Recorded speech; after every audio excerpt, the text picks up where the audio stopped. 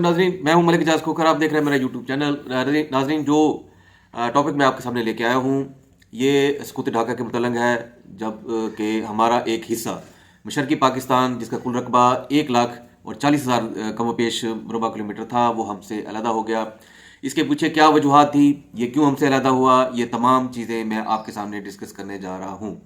नाजरीन, 7 दिसंबर 1970 को जो इलेक्शन हुए, इसमें अवामी लीग जो कि शेख मुजीबुर रहमान की पार्टी थी, उसने 300 सीटों में से 167 सीटें लीं और जुल्फ़िकार अली भुट्टो की पार्टी ने 86 सीटें इसमें जीती थीं। अब इस इलेक्शन के होने के बाद, और उस टाइम मैं आपको बताता चलूँ कि जनरल याहिया खान जो थे वो उस टाइम जो है वो पाकिस्तान के सदर थे। अब ये जब इलेक्शन हो गए तो उस इलेक्शन के बाद कानून साजी, इसमें हुकूमत साजी करनी थी, और हुकूमत साजी जो है के लिए जो है पहला सेशन 1 जनवरी 1971 को जो है वो बुलाया गया। उस पर कोई जो है वो बगैर किसी नतीजे के वो सेशन जो है ख़त्म हुआ। उसके बाद जो है फरवरी 1971 के अंदर दोबारा एक असम्बली का सेशन बुलाया गया, और वो भी बगैर किसी नतीजे के जो है इख्तिताम पजीर हो गया। उसके बाद 1 मार्च 1971 को दोबारा एक सेशन जो है वो बुलाया गया, और वो भी बेनतीजा रहा। और उसके बाद एक अगली तारीख दे दी गई जो कि 25 मार्च 1971 थी। अब ये वो तमाम जो है ये मामला होते रहे। 25 मार्च 1971 को ये सेशन जब बुलाया गया, तो उससे पहले 1 मार्च 1971 को जुल्फ़िकार अली भुट्टो साहब और जनरल याहिया के दरमियान एक जो है वो 1-to-1 मीटिंग हुई, और ये 1-to-1 मीटिंग जो थी वो कई घंटों तक रही। उसके बाद क्या इस पे रहा, क्या मामला थे, ये इसके ऊपर जो है रावी खामोश है।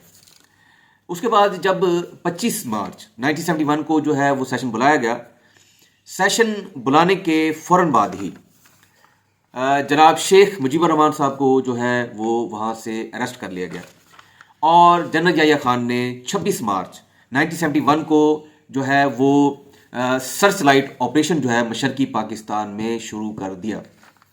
मैं आपको बताता चलूँ कि 7 मार्च 1971 को जब इससे पहले शेख मुजीबुर रहमान साहब ने जब ढाका के अंदर लाखों लोगों से जो है वो खिताब किया, तो उस खिताब के अंदर उन्होंने अलहदा वतन का मुतालबा नहीं किया था। उनके 3 मेन पॉइंट्स थे। नंबर 1 ये है कि मार्शल जो है उसको ख़त्म किया जाए, फ़ौज बैरकों में वापस जाए, और जो इक़्तिदार है वो आवाम के नुमाइंदगान को मुंतकिल कर दिया जाए। ये वो 3 अहम जो है वो पॉइंट्स थे।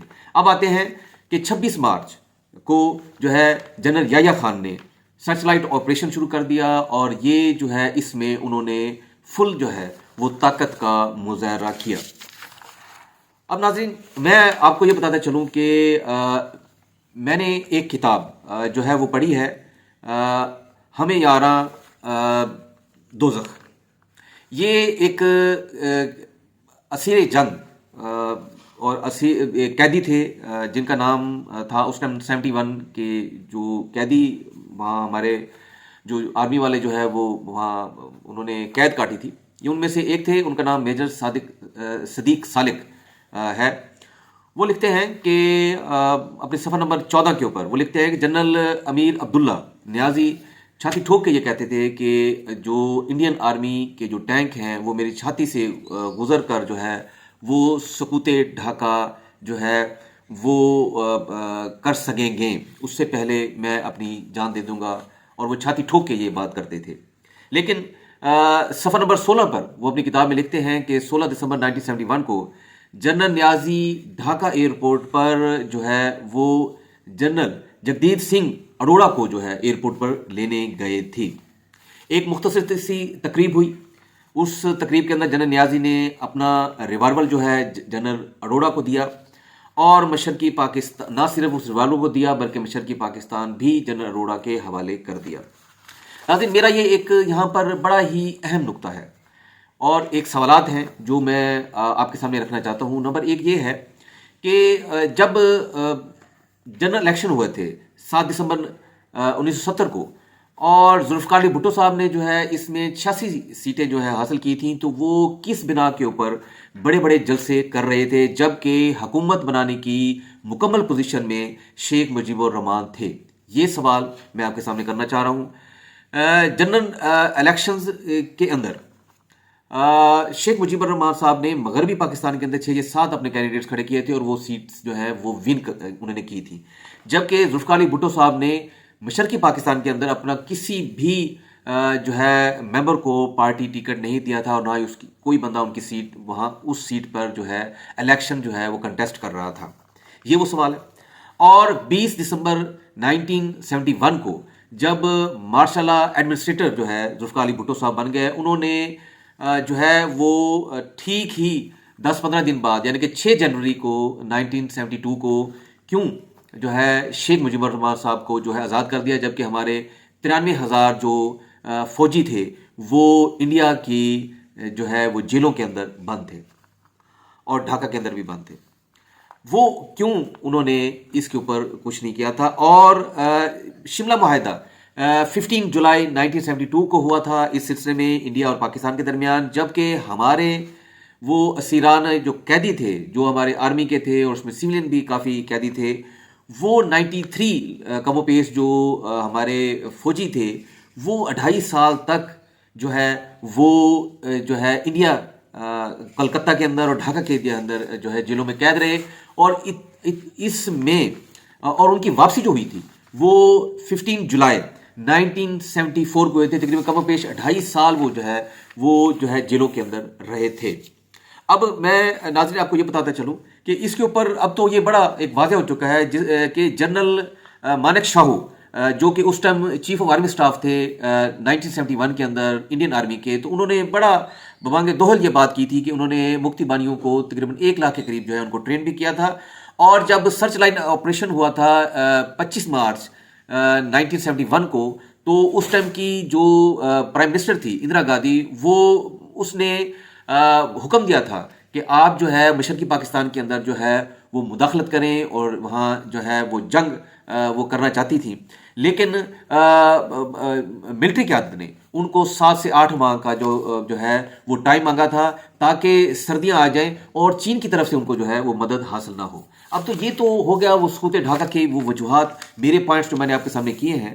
اب ہم کچھ سفارتی جو ہے وہ بنگلہ دیش اور پاکستان کے حکمرانوں کے درمیان جو سفارتی کوششیں ہوتی رہی ہیں، وہ اب اس کے بارے میں تھوڑا سا میں ایک پوائنٹ آپ سامنے کر دوں کہ شملہ معاہدہ جو ہوا تھا یہ 1972 کے تحت ہوا تھا، اور اس میں یو این او نے کے تحت ہی جو ہے یو این او نے اس کے اوپر جو اتحادی تھے اس میں چین وغیرہ نے بھی بنگلہ دیش کو جو ہے تسلیم کر لیا تھا.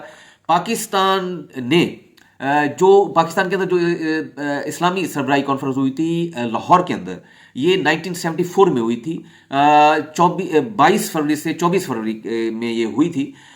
اس سے پہلے ہم نے بنگلہ دیش کو جو ہے وہ تسلیم کر لیا تھا، اور اس ٹائم کے وزیر اعظم شیخ مجیب الرحمان صاحب نے جو ہے اس کانفرنس کے اندر جو ہے وہ شرکت کی تھی.